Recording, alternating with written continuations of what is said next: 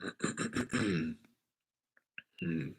Hey yo, what's going on? Good morning, everybody. It's Sunday morning. Probably a little quieter today. It's 7:45 a.m. 7:45 a.m. I woke up just about 15 minutes ago to a missed call from Miss Marilyn, my favorite lead, the woman who's been dodging me for the past week. If you recall or watched any of the videos, damn, no. I talked to this woman on last Saturday and came to a verbal agreement with her. So, sorry, my phone is bugging everything. So, anyways, I'm getting ready to give her a call back, but I am forced to, not forced, but my girlfriend was still sleeping. So I took all my stuff and I brought it down here to our little like clubhouse in our apartment, this little communal area. So, hoping to call her back and get a hold of her, try to get this morning out of my voice so that I can talk to her and hopefully be able to get the deal locked up here. So, wish me luck. I'm gonna go close the store before I ring. J Lab, man, oh man, closing another deal. I see you, but man, trying.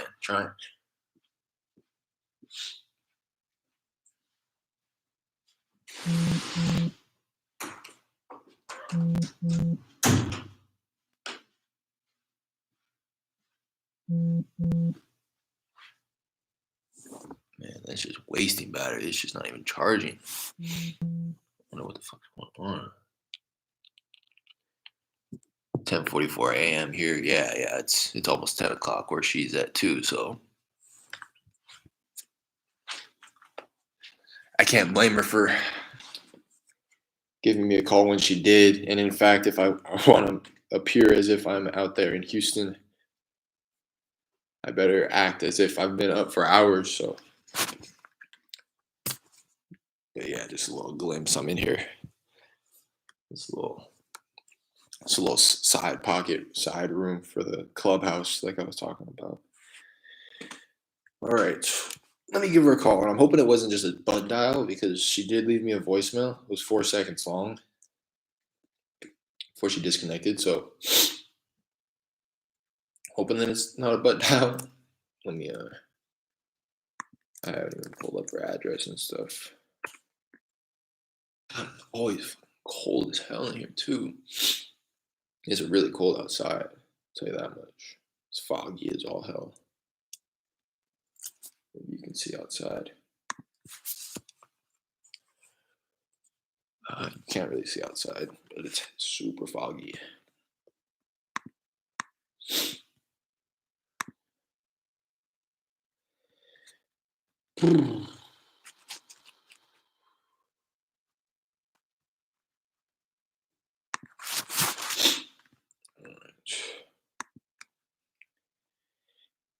I'm gonna demand an apology from her too. She can't just call me and act like everything's all right.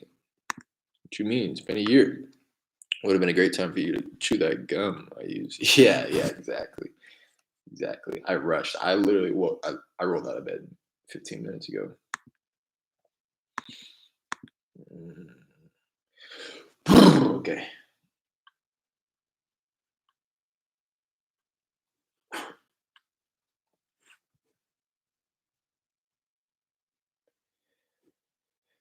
Kind of coincidentally, I just like reviewed this lead too. Damn, I got really poor service right here. I might have to step out into this other room if she can't understand me. But coincidentally, I hopped on my Instagram yesterday and I kind of stepped out of my comfort zone for the first time. And I yesterday or 2 days ago, I posted the video of me talking to her on the phone from last week. And then kind of today, yesterday, I hopped on Instagram and I kind of recap the conversation and what I could have done better, stuff like that. I'm so fucking cold. Anyways.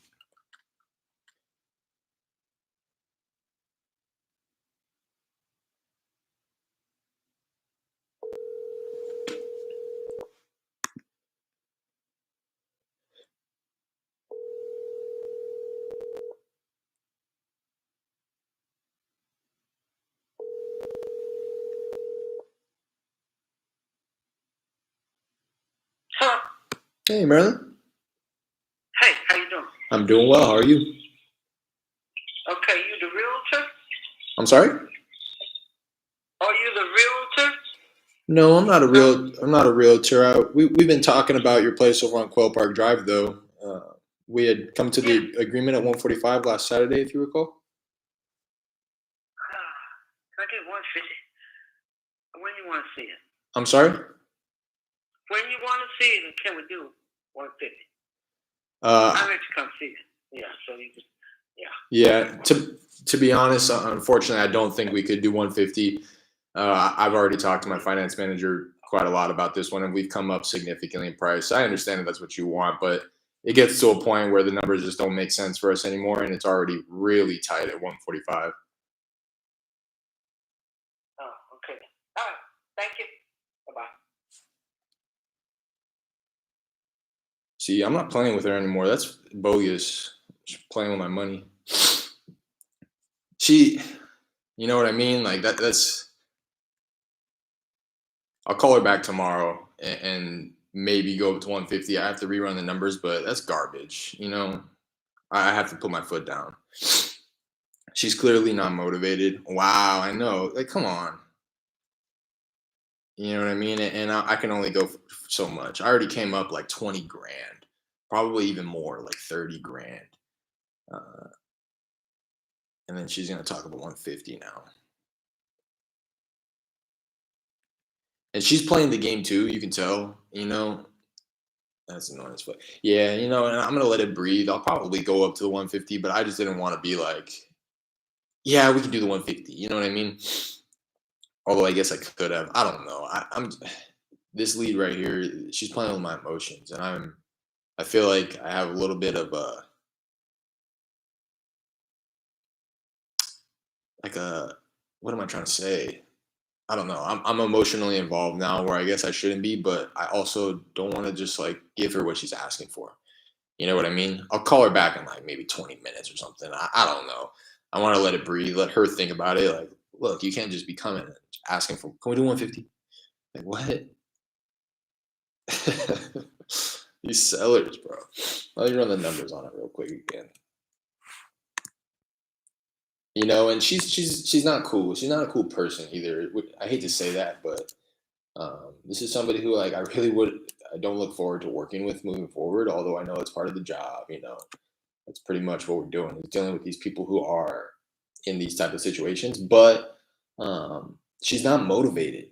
She's not motivated. So I'm not even really helping her solve a problem here. I'm just getting her paid.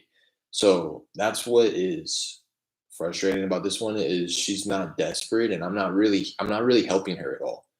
You know what I mean? I'm just buying her house. To her, I'm just paying for the house. So that comes with like so many other emotions and shit. Like, I don't know. That's annoying as hell.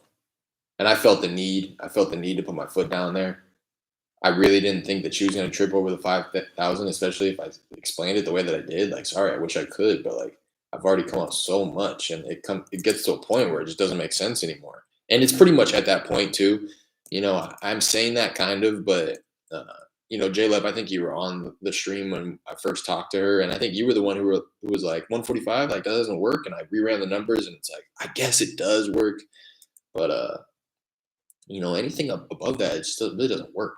To be quite honest, good luck her finding another investor that accepts 150. And that's the thing,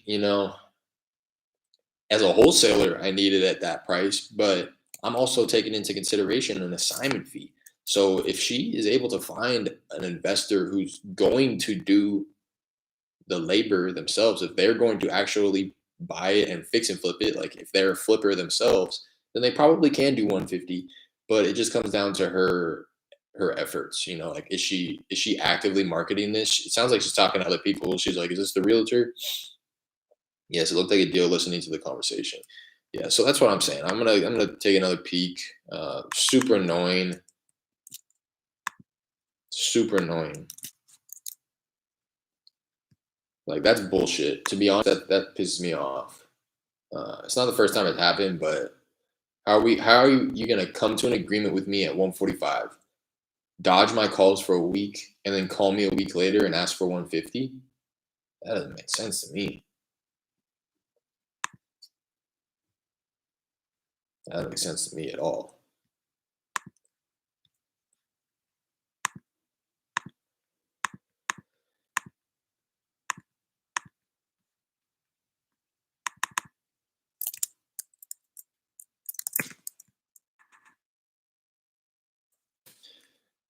Need to talk to her too about uh her tenant. I need to like talk to her. She's not like she's very short.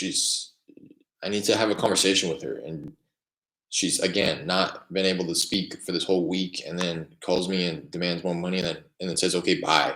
It's like, well, let's talk about it. Maybe, I don't know.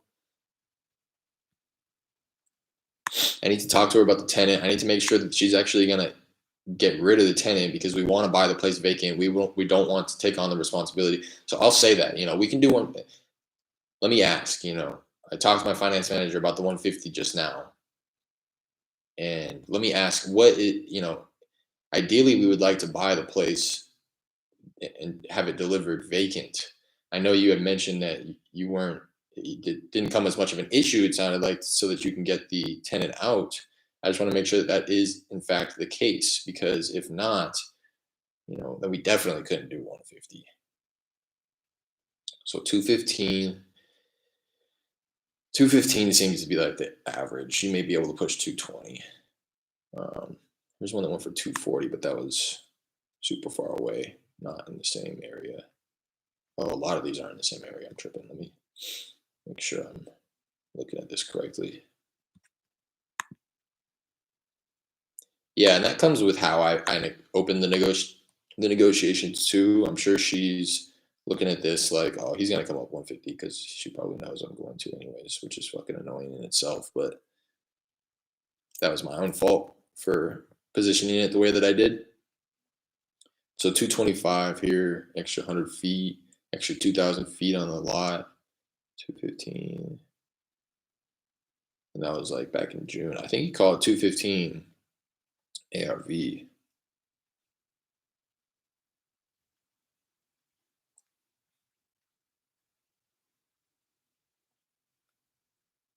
Although this one literally sold a couple weeks ago on her street for 188, and that was the one I told her about. And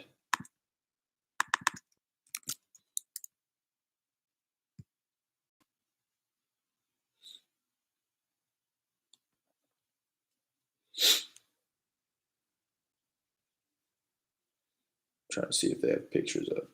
They don't.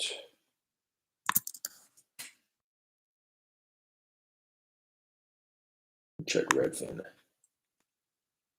Part of the game. That's why many people quit. For real.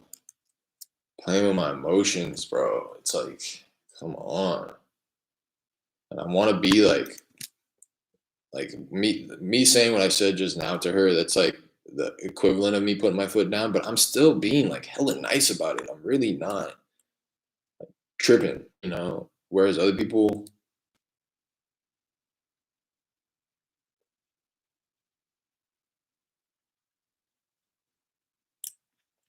might trip out a bit. Other people might have already kept it pushing, maybe have already come up.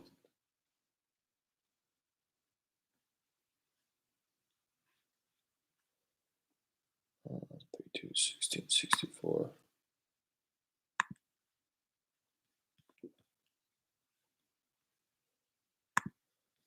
Whatever, let's call it 215.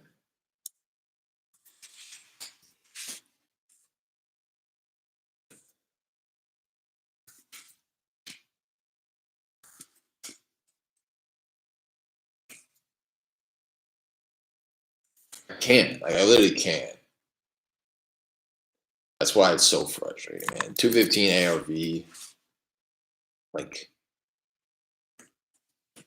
pops. I'm gonna be able to. That's if it's in the condition that she's talking about too. I could do 150, but it's not a very big assignment fee, and it's it's dependent on everything. It's dependent on the buyer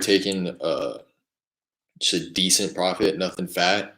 That's me taking a small assignment fee, nothing fat. That's the the buyer hopefully able to cut some corners in terms of real estate commissions and stuff. And that's all. I mean, not too much, but it is, and that is also um, under the assumption that everything is in really good shape, like she explains it, and that everything checks out. So, um, damn, she's annoying. She got me. She got my number, bro.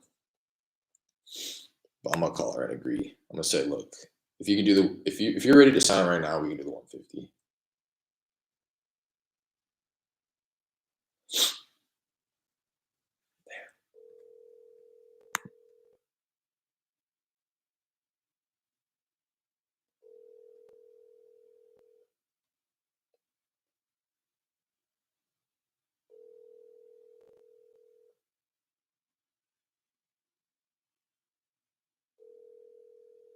2nd answer.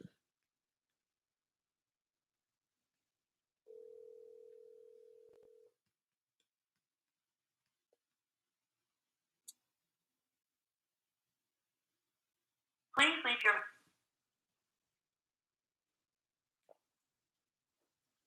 Why is she making it so difficult? I just want to buy your house. You're making it way too complicated. I know I'm gonna call again. Sounds like she's probably getting on the phone a lot this morning, calling around to everybody.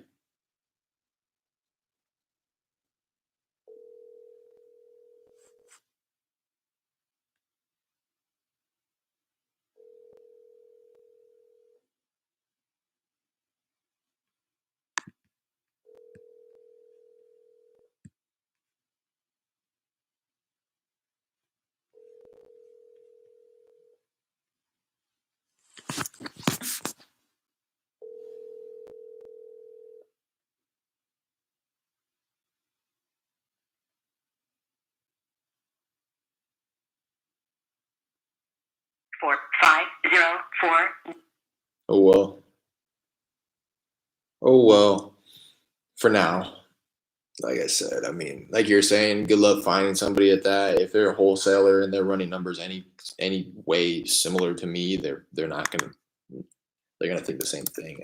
Somebody who is using the .7 method is gonna need to be at like 120. So I already know I'm finagling. She hates you. Yeah, exactly. I don't know what her deal is though. I mean, you can hear it in her voice. I don't know why she's like the way she is, but I mean, like I said, I always think about these people and having conversations with them, and then I think about what it's gonna be like during escrow while we're pending closing. And I mean, just the way that she's talking to me, like super disrespectful, to be honest. Like it's one thing to know that you have the leverage in the transaction, but it's another to like treat me with respect or treat me with disrespect. And I feel like that's what she just did. Like, can we do 150? Can we do 150? When do you want to see it? It's like, slow down, lady. What are you talking about? Can we do 150? Well, I mean, unfortunately, no. I've already come up so much my price. I don't have approval for that. And oh, okay, bye. What? So you could you can just tell what it is to her. It's just a transaction to her.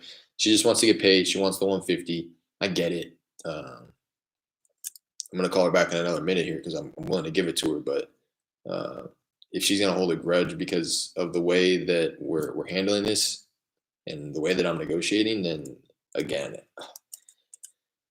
my mental health is more important than the money in my bank account. I'll tell you that much. So like with the two deals that I have closed, it was even the second one was pretty transactional. The first one though, I was definitely solving their problem, and anytime I called, it was like a huge sigh of relief that they had because they knew that I was working towards solving their problem. And anytime I called, it was like, "Hey, Derek, what's up?" Like, "Okay, yeah, thanks for the update. We're so excited to get paid on this." Whereas I just foresee the conversations that I'm having with her, and it's just gonna be like problematic. It's like the whole conversation smooth and friendly starting out, and they show their true colors the next week. Yeah, yeah, exactly. It's like she was my buddy when she thought that I could pay her what she wanted, and then when she found out that I needed to make money too, and that there, that's again, it all comes back down to that. She's not motivated. She wants to sell. She's a seller. She's not a motivated seller. She wants to sell her house, but she also wants to get paid the very most for it, which is something that I'm unable to do. Um, even at this, I'm telling you, even at this price, I'm making it stretch. Like there's literally a house on her block that sold 188 just a few doors down, like three doors down, and that sold 2 weeks ago at 188. Same beds, baths, same square feet, same lot size, same year built. So the fact that I'm using 215 as ARV is pretty. I'd imagine that any cash buyer would look at this and be like, "You're tripping. It's not 215 ARV." But there are some that are just right around the block, same subdivision that sold for 196, same beds, baths, same square footage, a little bigger lot, same year built. Another one that sold for 225, same beds, bath, 100 extra square feet, 2,000 extra square feet on the lot, same year built. So that's the one I'm really looking at is that 225. Much bigger lot though. It's kind of at the end of a. It's not a cul-de-sac, but it's just a one-way street. Like so, and they're very at the very end. So there may be some value being added to that. I imagine that there is, and that this 196 is a better comp, really, because I mean, I guess that one's it just has a smaller lot. So I don't know. That really pisses me off, though. I'll tell you that much. I'm gonna call her back again, see if I can make something shake. But if not, I'm gonna have to go literally meditate this off because this was not how I wanted to start my Sunday morning. I gotta clear my mind after this stupid shit. Come on. Like what?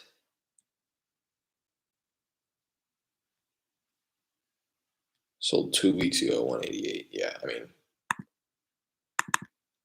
because that's what it comes down to, too. I mean, I'm really not gonna be upset.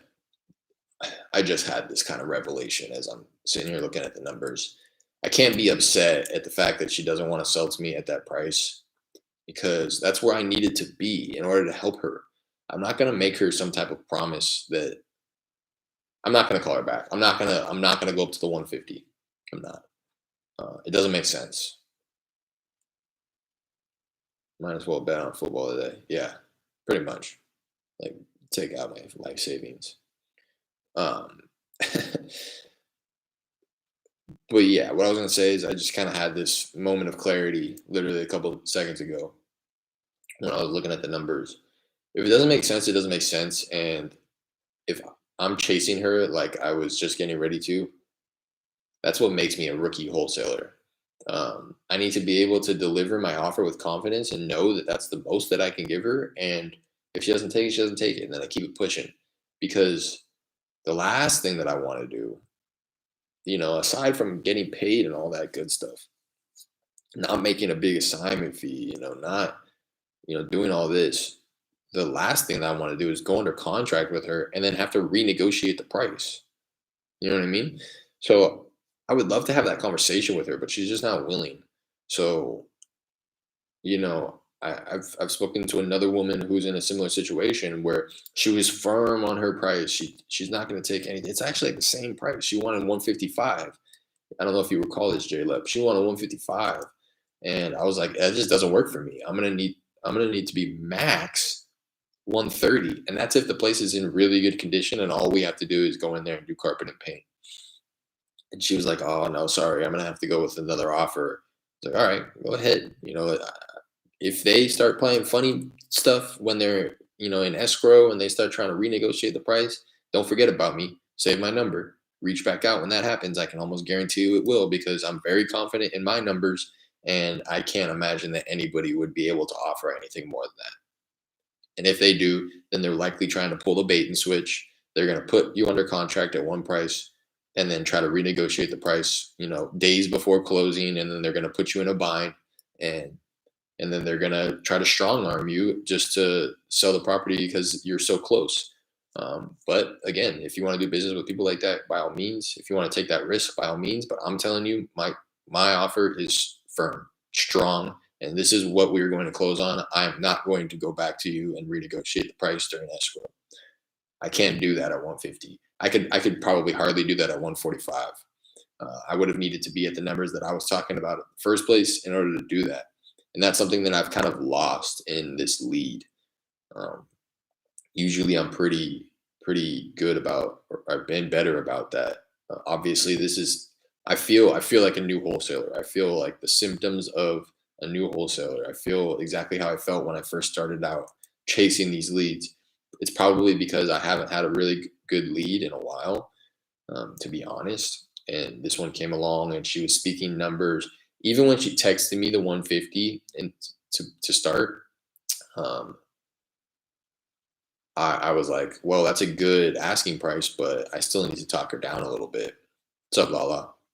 Morning. So, and I'm just trying to reflect on the conversations that we have had, the feelings associated, the feelings that I've had associated with that. And again, in hindsight, just in reflection, thinking back on that initial text when she said 150, I thought to myself, you know what, that's reasonable, but I'm gonna need it lower. That's what I thought to myself right when I saw the text. And I was thinking to myself, I don't need it that much lower, but I'm gonna need it lower. Which is why I think I initially proposed like 115 to 130, knowing that she's going to hear the 130 and probably want the 130, and then I had her drop to 145, and I came all the way up to 145. But that's bogus. If I imagine you weren't in here, but I woke up to a call from my lead this morning, Marilyn, that woman who's been dodging me all week. And I woke up to a missed call from her just like 30, 45 minutes ago, and then rolled out of bed, came down here to it's like my little clubhouse in my apartment, because my girlfriend was still sleeping.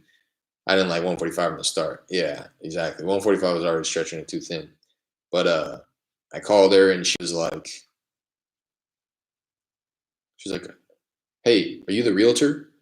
And I was like, excuse me? She's like, are you the realtor? I was like, no, we've been talking about your property. We came to the verbal agree. I said that we came to the agreement of 145 last week. She's like, oh yeah, yeah. Can we do 150? Can we do 150? When do you want to see it? When do you want to see the property? And I was like, and I took the opportunity and put my foot down. I said, you know what? Unfortunately, we've already come up so much in our price. We are unable to do the 150. It comes a point where the numbers just don't make sense anymore, and it's already tight as is at 145. And she says, okay, thank you, bye, and hung up. So I've just been here shooting the shit with J-Leb, talking about her, ranting. Honestly, this is very therapeutic for me, as silly as that might sound. Just being able to talk out loud about these type of situations is really helpful and really therapeutic. If I didn't have this outlet, this opportunity to just like rant about this shit, then I would just be bottling this up, holding these emotions in. And honestly, that's what I said it earlier. Like I'm gonna go meditate after I hop off here. I have to clear my mind because this shit's gonna bother me for the rest of the day. I'm that type of person, unfortunately.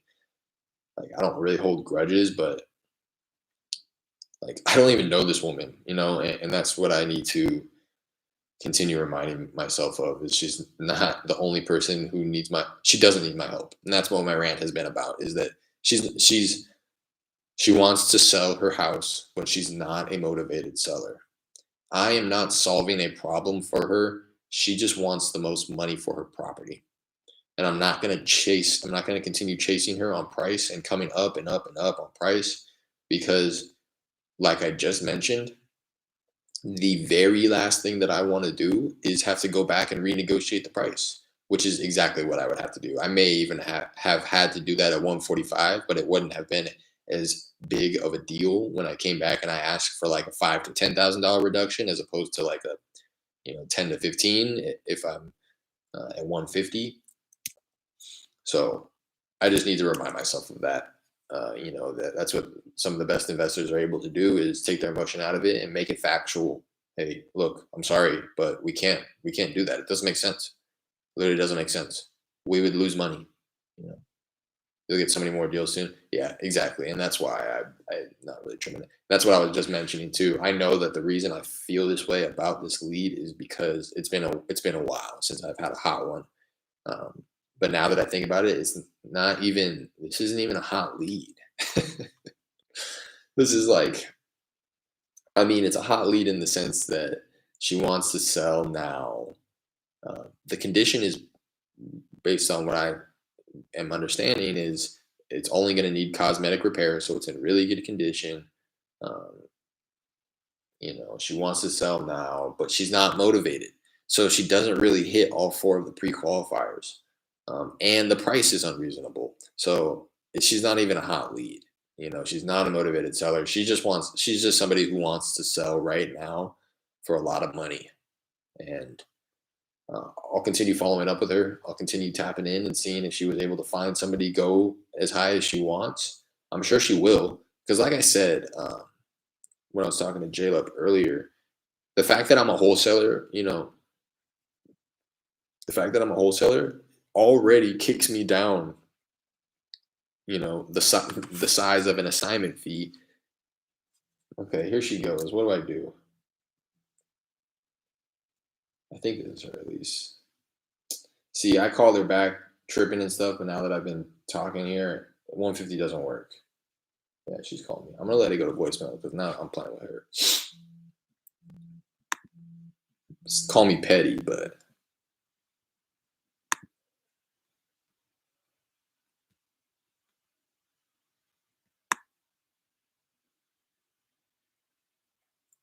because yeah, the more that I look at the comps too, the more it just doesn't make sense.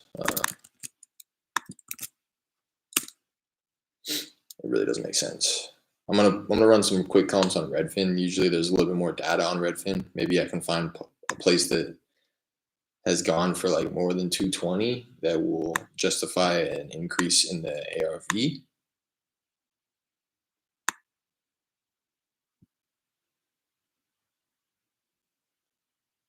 If that's the case, then I'll round back and let her know that we can do 150. But um, until then, 150 doesn't work. This is right around the block from another deal that I lost. There's one on sale for 270 right around the block. Let me see.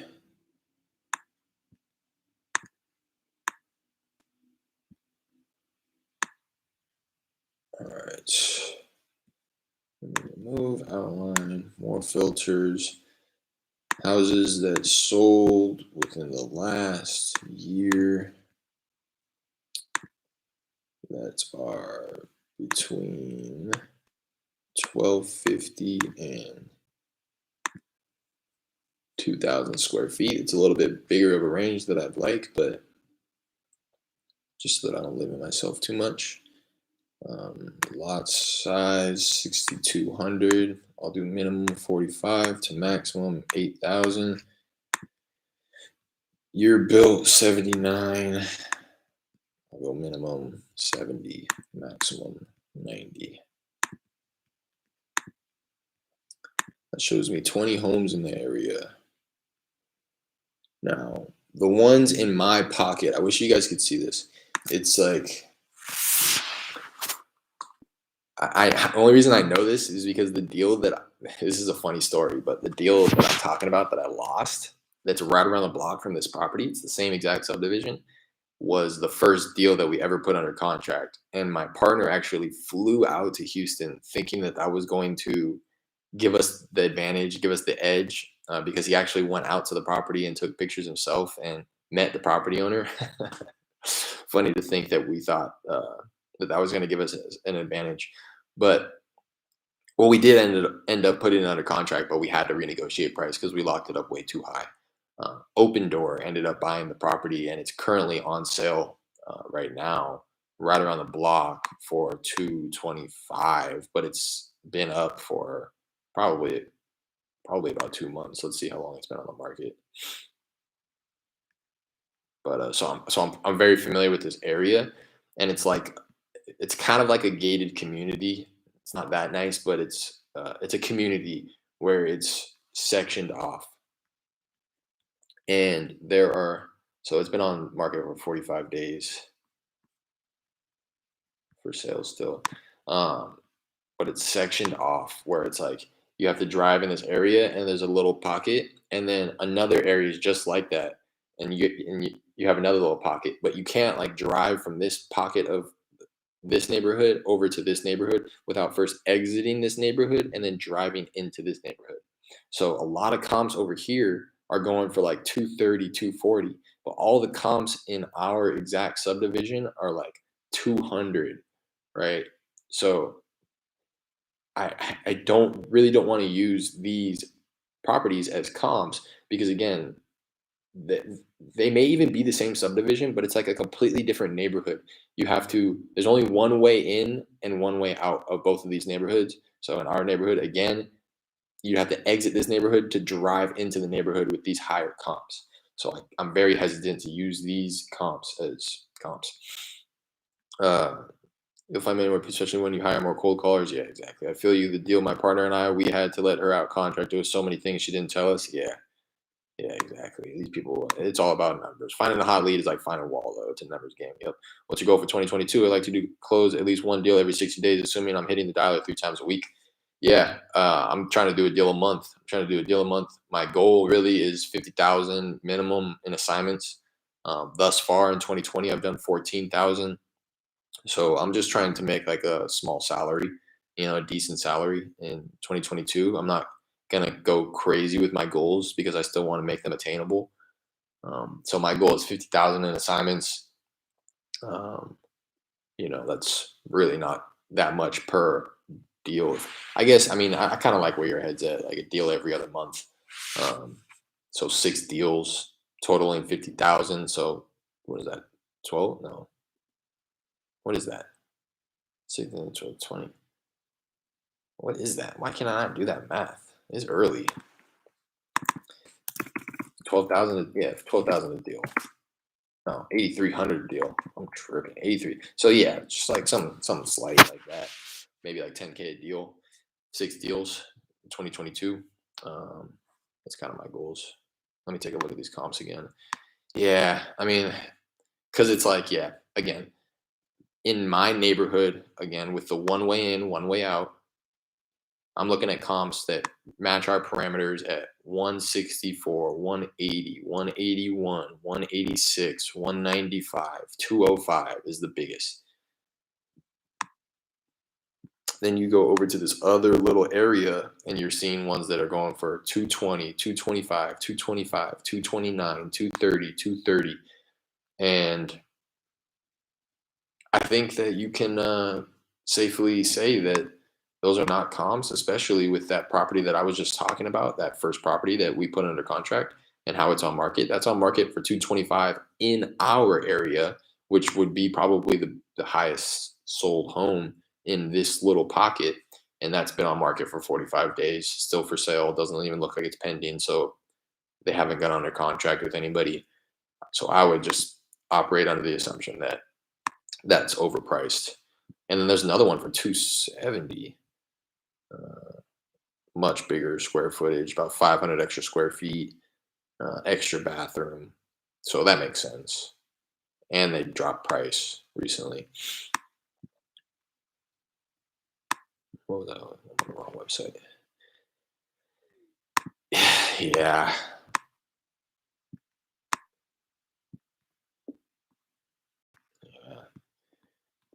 It's just really difficult because they're really not. Let me try to search it by subdivision and see if any of those pop up. It's still in the subdivision. I don't think that. Yeah. Yeah, it doesn't really make sense. 5 is my saving grace here. at 225 it sold for. But again, that one's kind of sits at the end of a cul-de-sac type deal. It has an extra 100 square feet, so ours already would go for about 215. It has 2,700 extra, 2,600 extra square feet on the lot, so it pretty much is almost not a comp at that point. It's just like a different type of property. It's built in the same year, but 215, assuming like another 10,000 because it sits at the end of this, kind of one-way road. Um, Call ours like 205 plus all of the 2,000 extra square feet on the lot. So it's difficult. And then this other one, 215. This one sits right in the entrance of that little area that I'm talking about. This one is in fact in a cul-de-sac. So 215 sold 2 months ago. Call this one. Call ours 205. That conservative, only taking 10,000 off of the fact that it's in a cul-de-sac. Same beds, bath, same square footage, slightly bigger lot as well. So I truly think that our ARV is more like 205. If you want to take a slight consideration into appreciation over the past 2 months, you can, but that's not something that I'm going to do. 205 ARV. Um, and then assuming that she only needs, gosh, 20, what did I say? 205 ARV.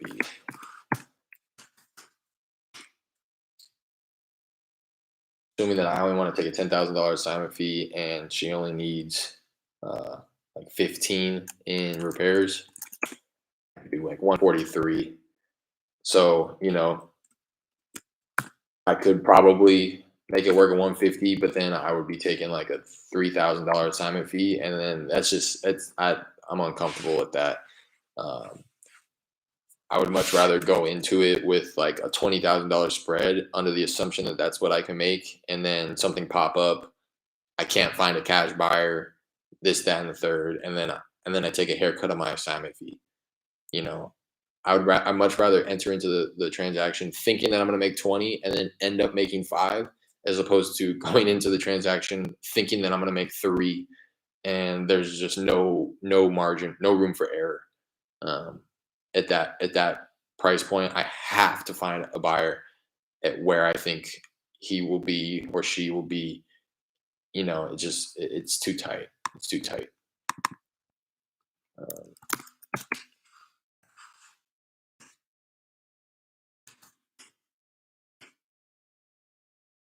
Probably for a buy and hold seller, anyways. But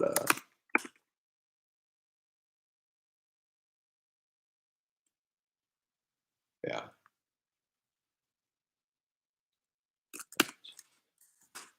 yeah. Yeah, it's way too tight.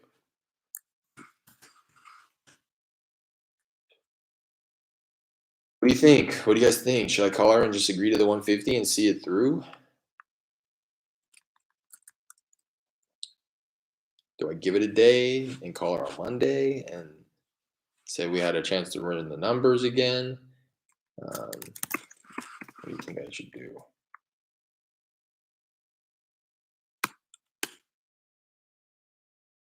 Oh, it's too tight. I'm not gonna do that. I'm not gonna do that. I'm gonna let this one rest. Um,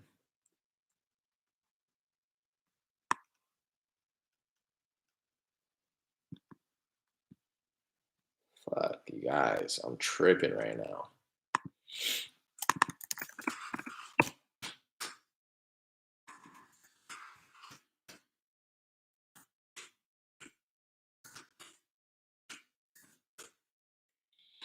If anybody sees ARV as 215, I guess it works. Um,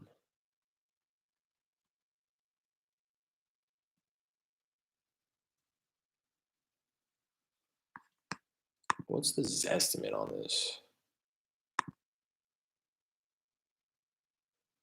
186. Yeah. Let's see what it says on Redfin.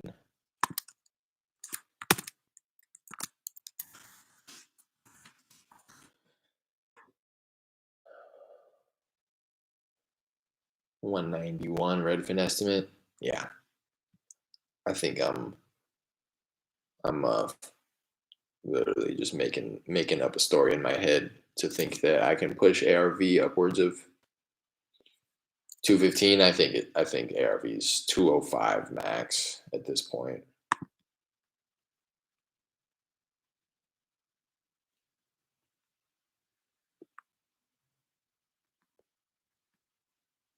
Especially with this one selling 188, it's almost as if the market's going down in this area, to be quite honest. Um, I don't know why that one sold for 188. Maybe they just wanted to get a quick sale. It sold in 44 days. This one that sold for 215 sold in 26 days too, 2 months ago.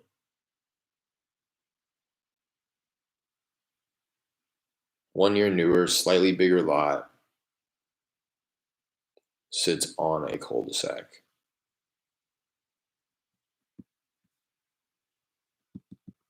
2 months ago.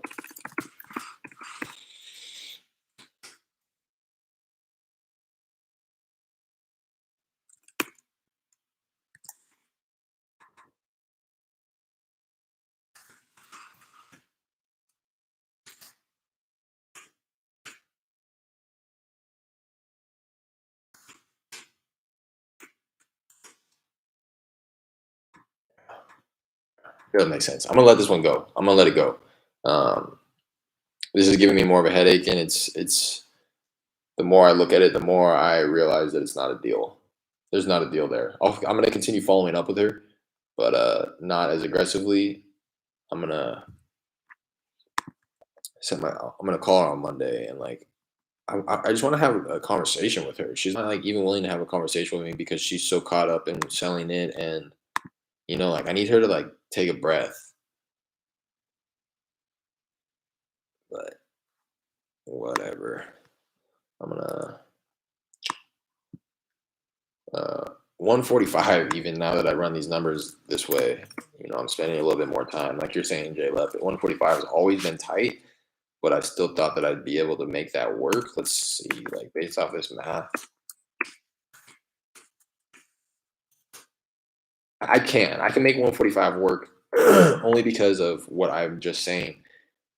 145 based on my math allows me a $10,000 assignment fee, allows the buyer to make 20,000 profit, which is tight. You're going to want buyers to want, buyers want to make more than that.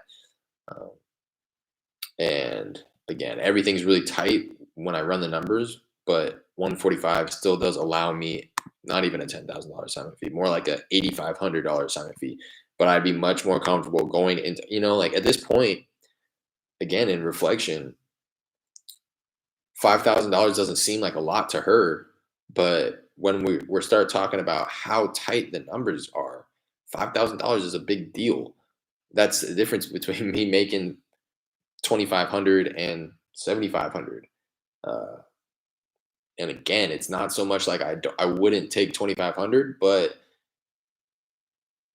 at this point in my career, I guess I just don't feel confident, and I don't want to back out. I don't want to renegotiate with her. I don't want to cancel the contract. I don't want to have to do any of that. But the only way that I can explain that to her is if she's willing to have a conversation with me and like I said, like take a breath. Like, why are you so dead set on 150?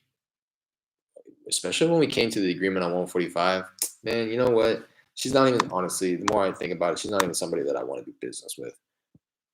How are you gonna agree to 145 last week, dodge me all week, and then come back and ask for $5,000 more? Like, what are you talking about? Um,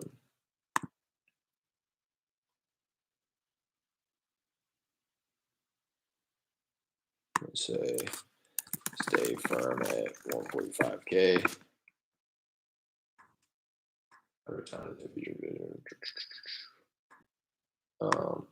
I'm gonna call her on Tuesday.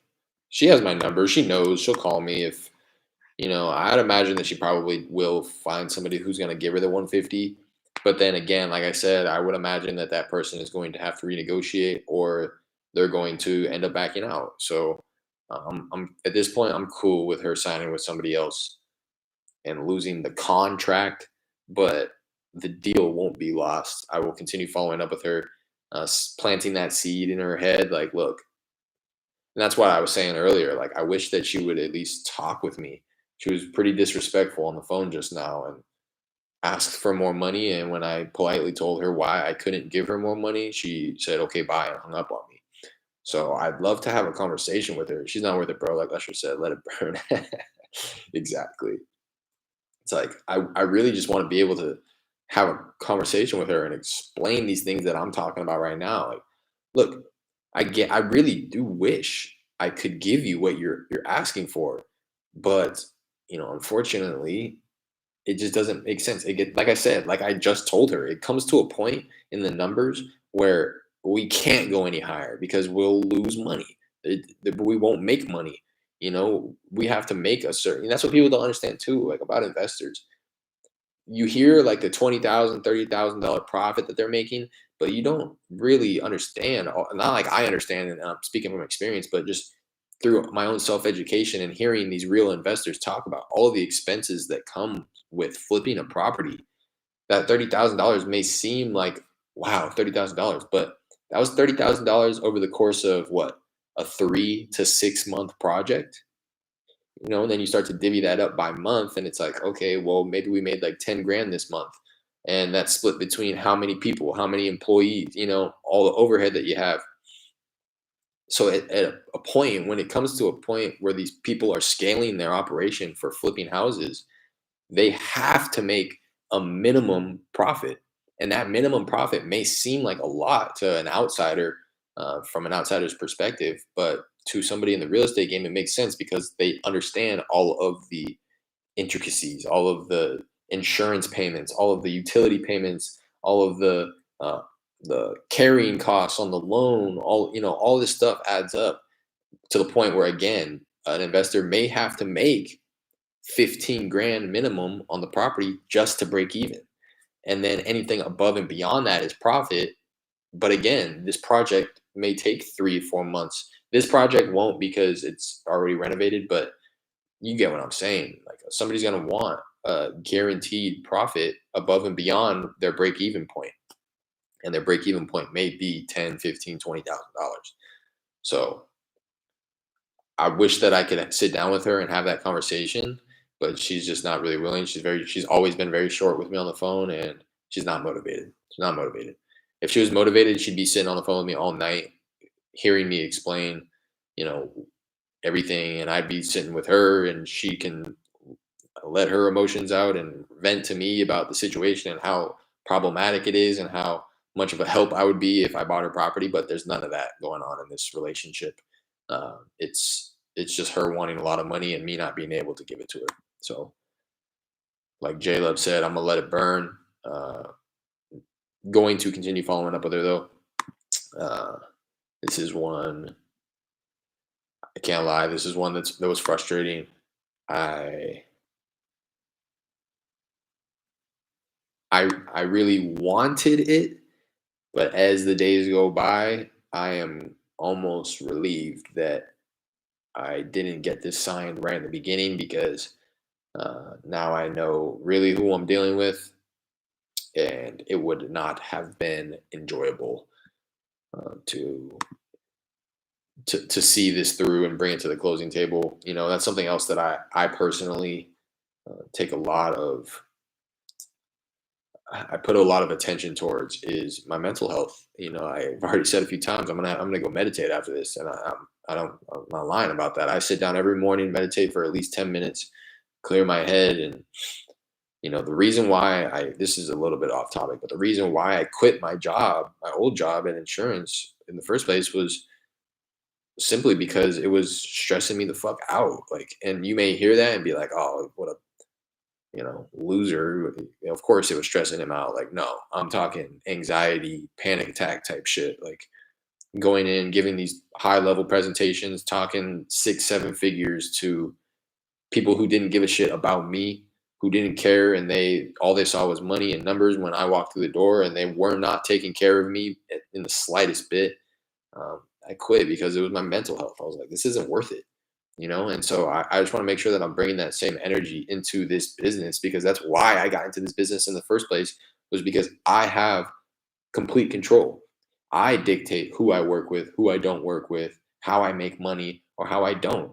And all of that's going to be my choice. So in this case, I'm choosing not to work with her right now.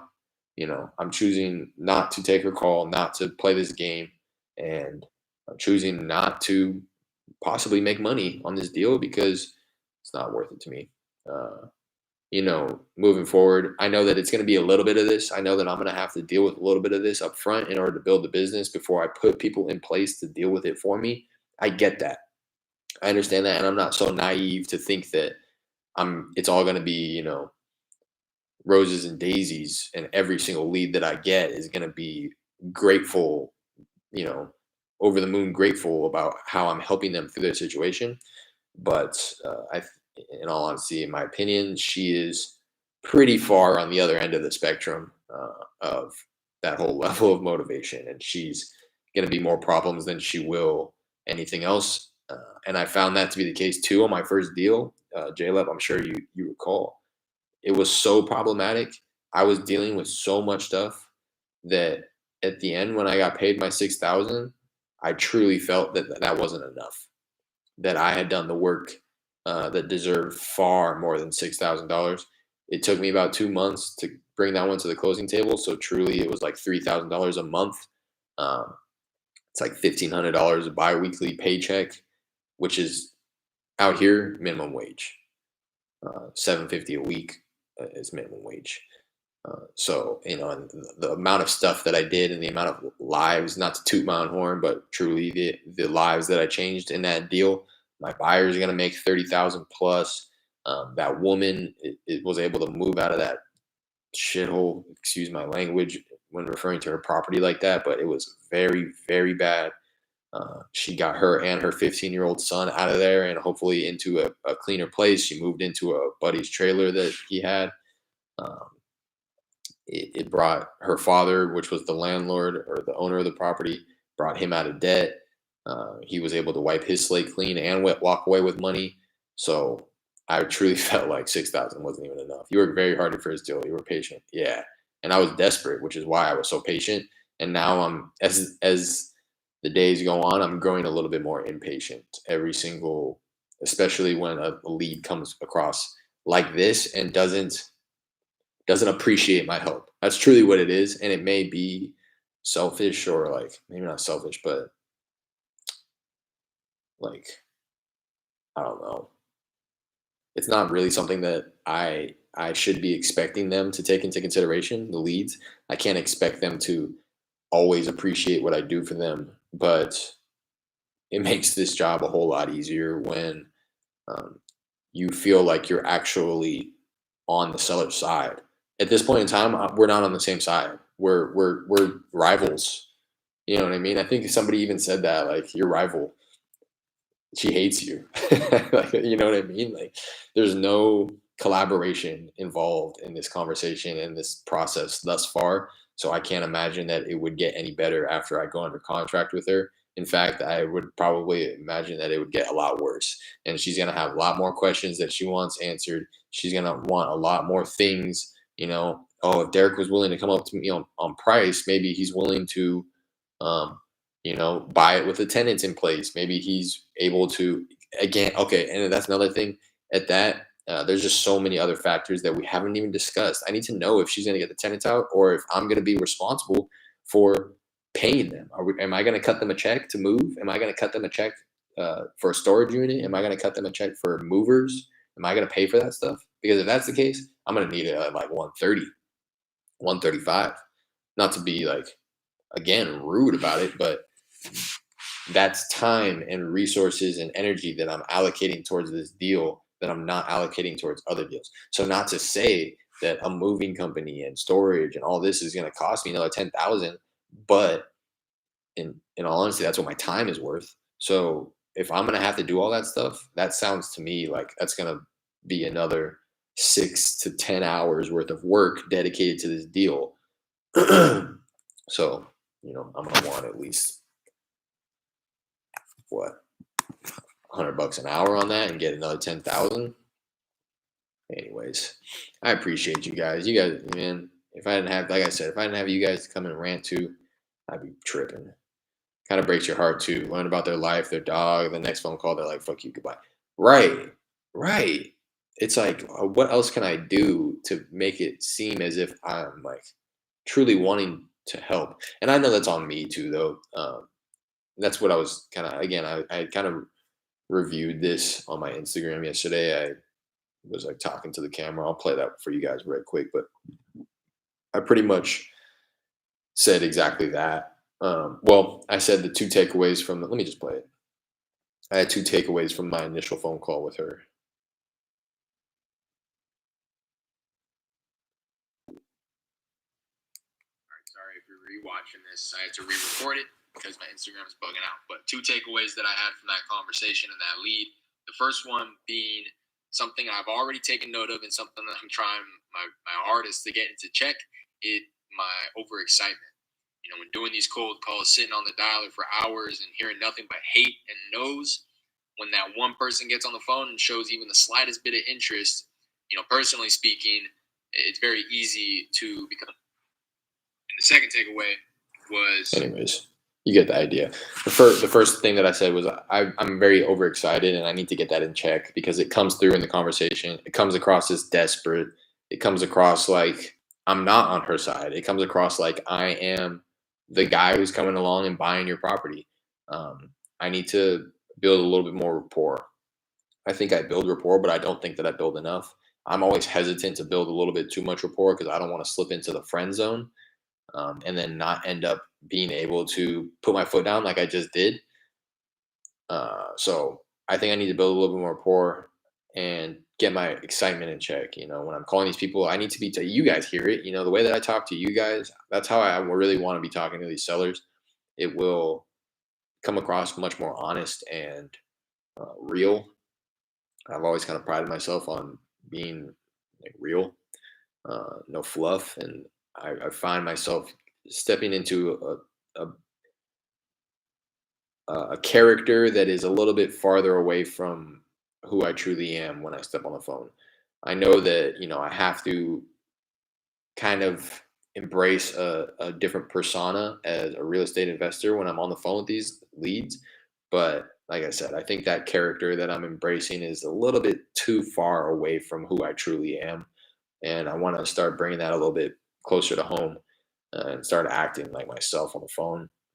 And then the second takeaway was the fact that um, it was just my negotiation skills. I think she was easygoing, 150, like I was saying. It could have probably worked, but you know, going into the first conversation, I knew that the numbers were there, but I needed to talk her down a little bit. But I think I could have done a better job of negotiating. I could have increased my offer a little bit slower. I think I picked up my offer too quickly. Like we talked, I think CWL said it the other day. He was saying, I don't think you should have called her back right away. And I agree. It was something that I actually thought about after getting off that phone call on Saturday night. I was like, damn, I should have just waited till Monday to call her back.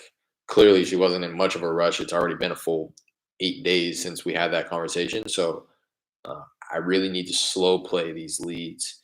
And by doing that, again, it won't have me coming across as desperate, and it will truly divert the attention to my quote unquote finance manager, because in all likelihood she probably called my bluff. She's been calling my bluff. It's clear.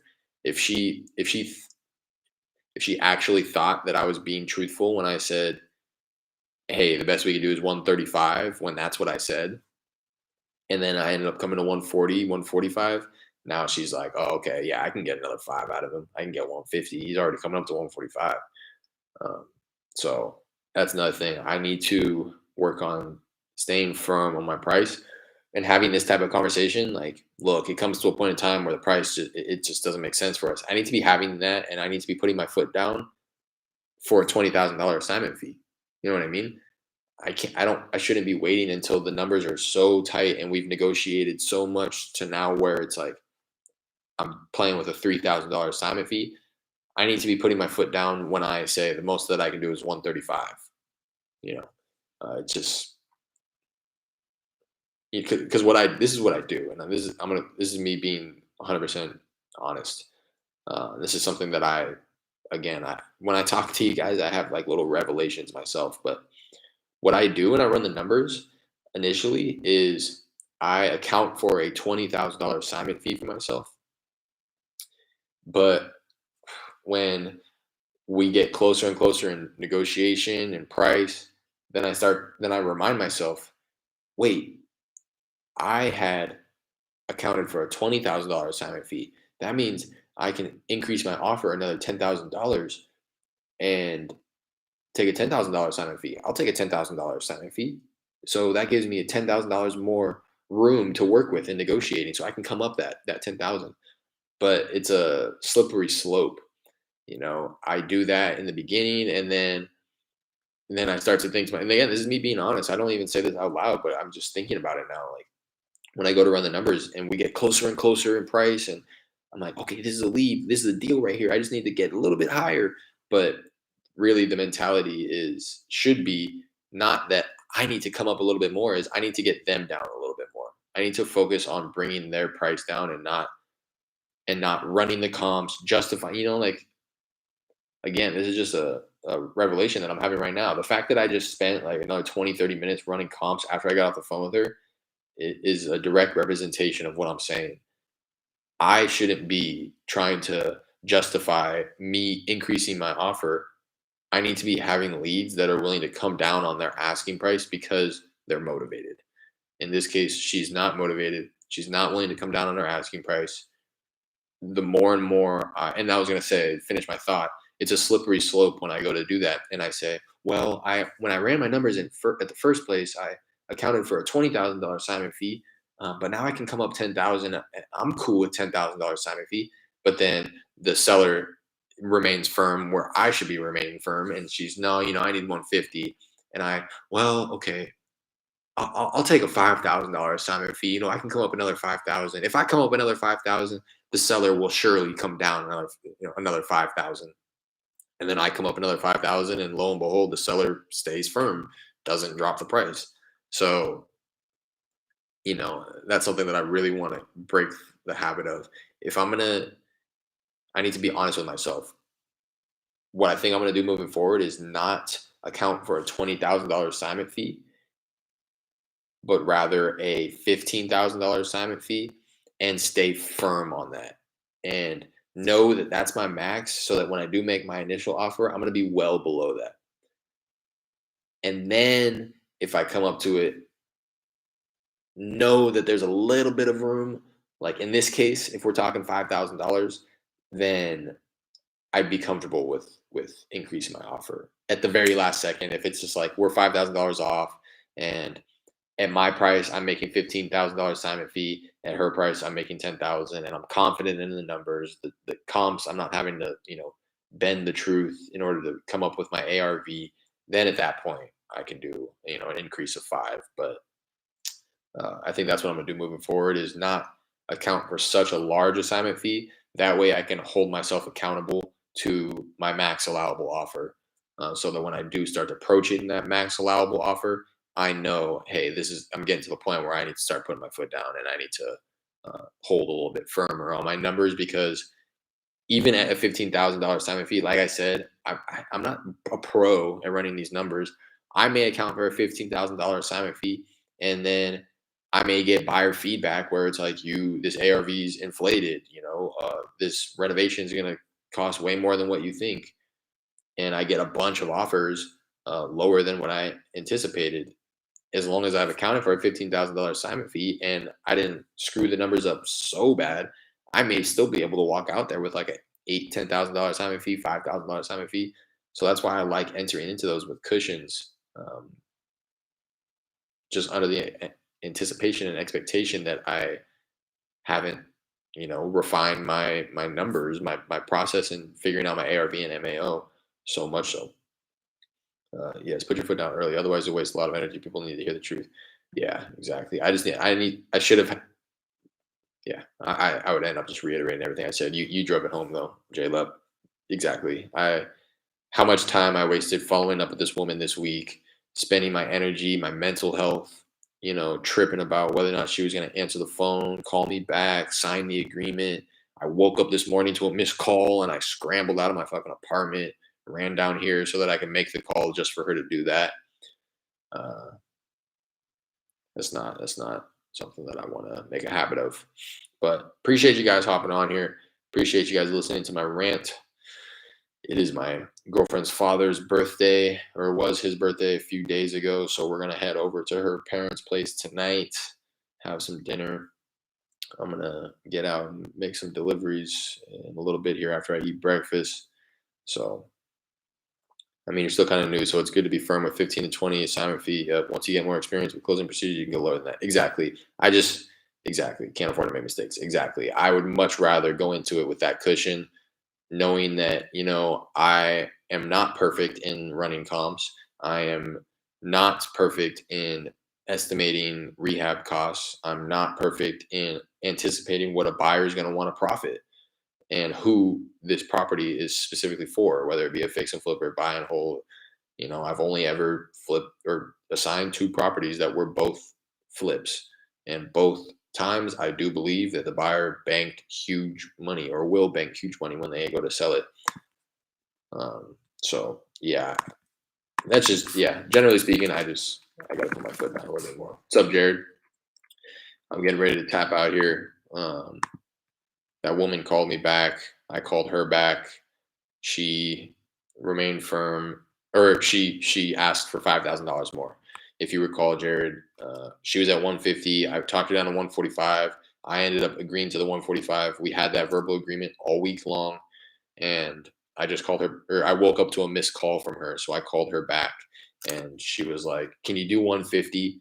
And I said no, and she said, "Okay, bye," and hung up. So uh, I've just been on here venting and ranting about her and my process, and kind of just coming to some conclusions on how I want to handle similar situations moving forward. LMAO, what the fuck? Yeah, exactly. She's in summary, everything that I've been ranting about is she's not somebody that I want to do business with, anyways. We're not on the same side.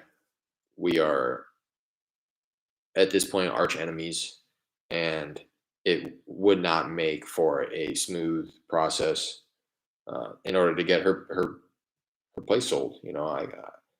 She wants me to buy her house, but she's also being rude about it. And so I don't know what she expects me to do. I don't know what she expects any investor to do in that situation. Anyways, I've already ranted. I've gotten it off my chest. I've gotten it off my mind. Like I said, I'm gonna go meditate for a quick minute, try to clear my mind even more before I enter into the day. You hear the morning in my voice right now. I'm telling you, I rolled out of bed for this lady too. Got me fucked up. But anyways, appreciate you guys hopping on here. I'm not sure, it's early for me, but it sounds like it may be a little bit later for you guys. I forget that I'm out here on the West Coast, and for the most part, a lot of people are not. So appreciate you guys hopping on here.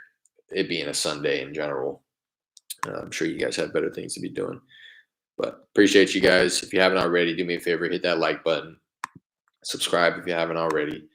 I will be on tomorrow, per usual. I really want to start focusing on cold calling. However, I do have a couple hundred people that I want to text to finish off this list. But I think I may even just do both. What I really want to do, I don't anticipate, to be quite honest, I don't anticipate getting a contract before the end of the year. This is pretty rare, I feel like. Yeah, I was going to tell you too. What were you going to tell me? I was going to say, I don't really anticipate getting a contract before the end of the year. Everybody's going to cold call more than text. You'll save more money too. Yeah, exactly. I want to turn to that.